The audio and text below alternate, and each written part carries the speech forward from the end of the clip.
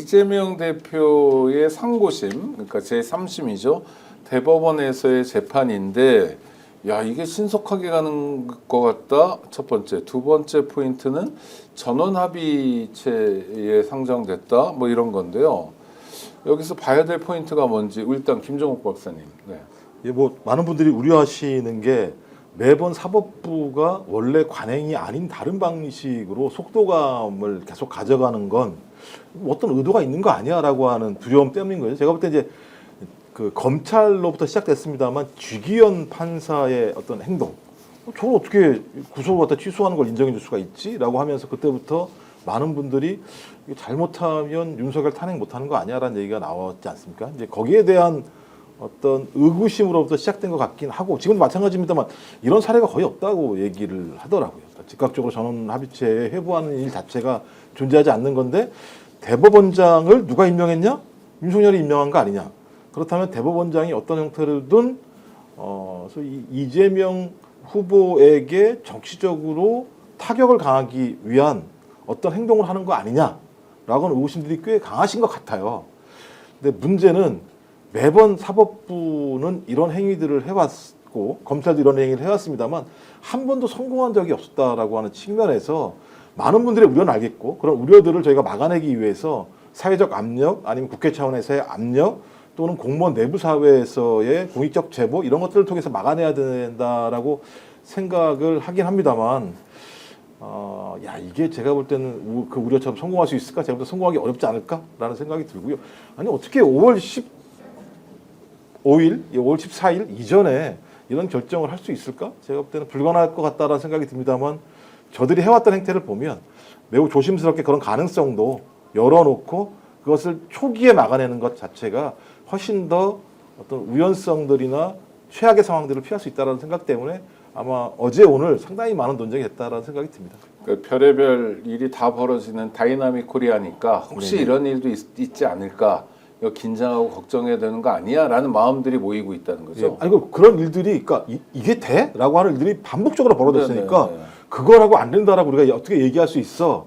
이 적어도 내란 세력이라고 하는 건 내란 우두머리부터 시작을 해서 사형 아니면 무기징역 대부분 다 실형을 받아야 되는 사람이라면 그런 것들을 꾸미려고 하는 다양한 시도는 분명히 있을 것이다. 그래서 그것이 우리가 들을 때 아이 저게 말이 되라고 할지언정 그건 마저도 꺼진 불도 다시 보는 네, 심정으로 초장에 막아내야지만 국민들이 필요하지 않을 거다. 그 다 아시겠습니다만 많은 국민들이 윤석열 밖으로 나온 다음에 얼마나 힘들어하셨습니까? 네. 그러니까 초기에 이것들을 막아내야 된다는 생각들이 더 강하기 때문에 이렇게 좀 과하게 반응한다는 생각이 듭니다. 그 탄핵 소추도 늦었고요, 사실은. 맞습니다. 처음에 안 됐고, 그다음에 윤석열 구속도 늦었고, 게다가 기껏 어렵게 구속시켰더니 구속 취소로 나오니까 그 다음부터는 사법부에 대해서도 야 이거 지금 정확한 말씀인 것 같아요. 꺼진 불도 다시 보자 상황이 된 거죠. 임세훈 소장님. 그러니까 이게 이례적이기 때문에 우리가 또 의아하고 또 굉장히 말씀하신 것처럼 꺼진 불도 다시 보자는 마음으로 철렁 내려왔는 거잖아요. 그러니까 보통은 원래 소부에서 다루다가 의견이 이제 일치되지가 않으면 이제 전원 합의체로 가져간 게 일반적인데 지금은 아예 소부를 거치지 않고 전원 합의체로 이제 가져간 겁니다. 그러니까 아마도 이제 지금의 사법부나 여러 이런 세력들 아직까지도 암약해 이고 있는 내란과 동조 세력들은 절대로 이재명만은 대통령 되면 안 되겠다.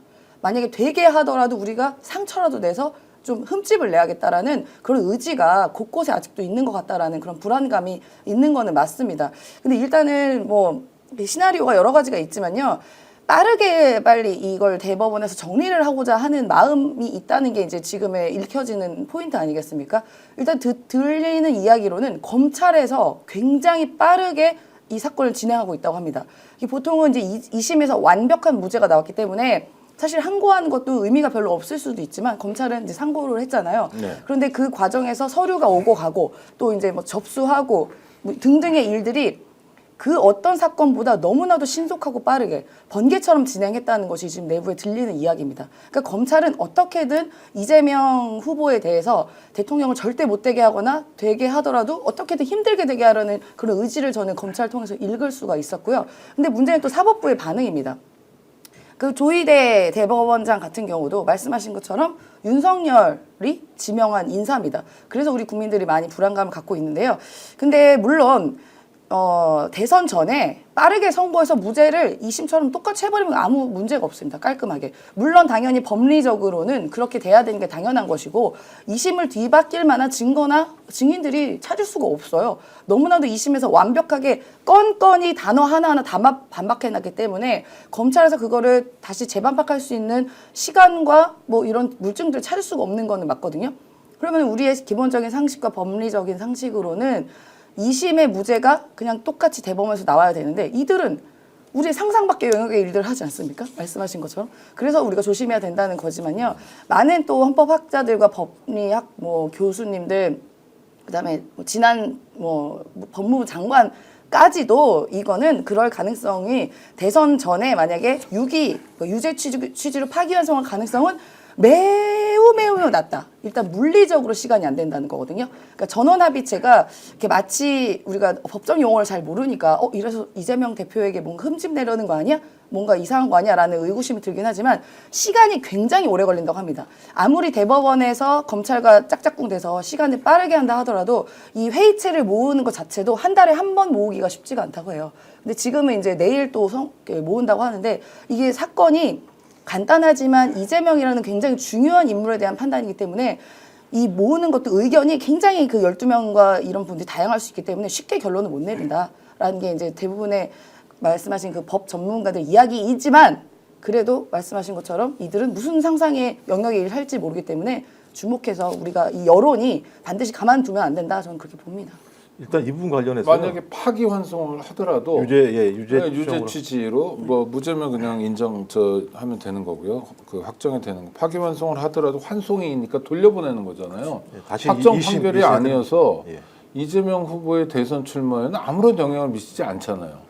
오늘 방송 어떠셨습니까? 마음에 들었다면 구독, 좋아요로 스픽스를 응원해 주십시오. 여러분들의 구독, 좋아요는 가장 큰 힘이 됩니다. 스픽스 구독, 좋아요.